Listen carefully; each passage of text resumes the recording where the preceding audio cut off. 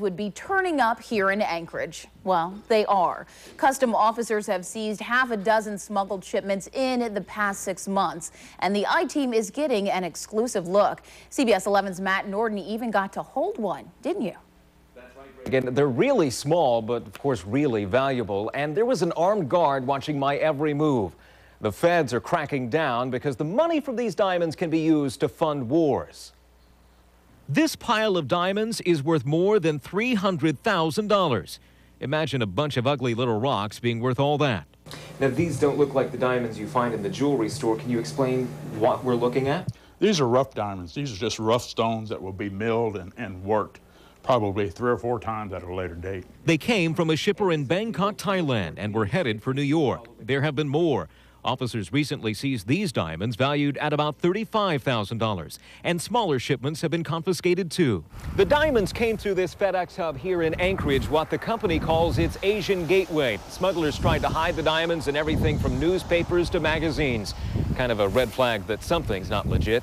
Customs top boss in Alaska says the seizures are a big deal. It's significant, not only the monetary value, but it also keeps the money out of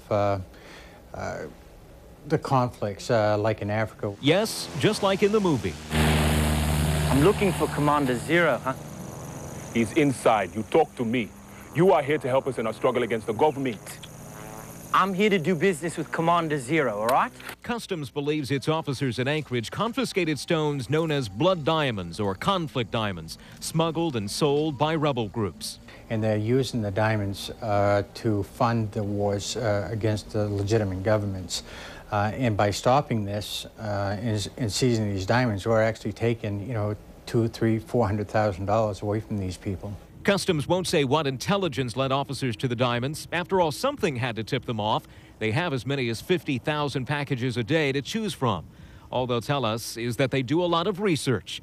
We asked FedEx if we could see how packages are processed, but a company spokesman said no. If the government can track down the person or business in the U.S. who is trying to buy the diamonds, they could face a big fine in the tens of thousands of dollars.